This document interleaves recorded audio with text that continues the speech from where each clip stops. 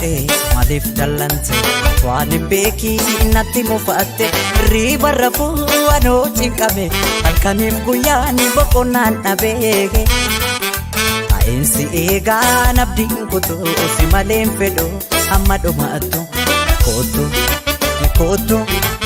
kootu kootu kootu anaaf jedhi kootu si malee jireenyaa dacheen naami jooytu kootu maalo kootu as kootu kootu kootu anaaf jedhi kootu si malee jireenyaa dacheen naami jooytu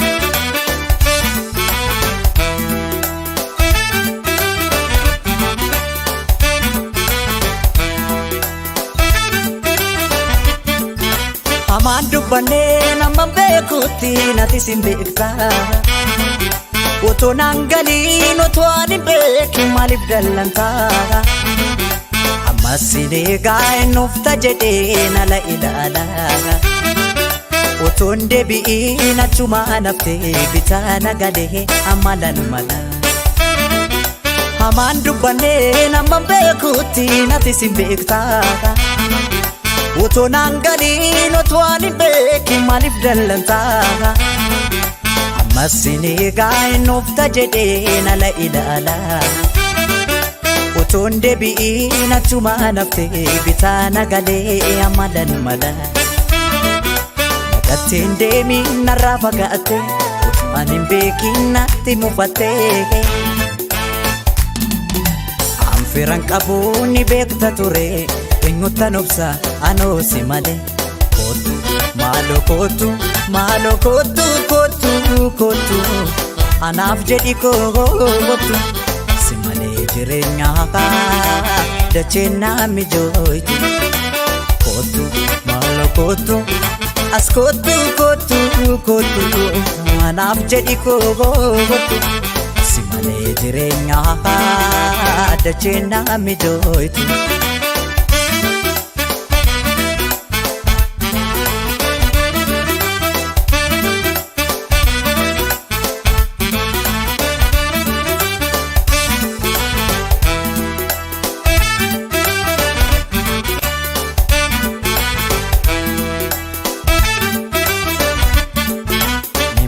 godhe maaliif dallante waan hin beekiin natti mufaatte riba rafuu anoo cinqame halkaniif guyyaan boqonnaan dhabeege aeensi eegaan abdiin kutuu si maleen fedhoo amma dhumaattu kootu kootu kootu kootu kootu anaaf jedhi kootu si malee jireenyaa dacheen naami jooytu kootu maalo kootu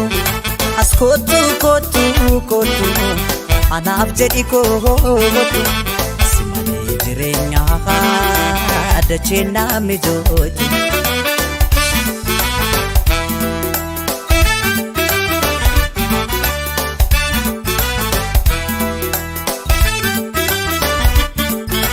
otoo na beektu ati si dhabee jiru nakkanaan taane anumaan beeku maan argine deemu kee malee jaalala dhiibuun bargaarii miti maqaa fuulduru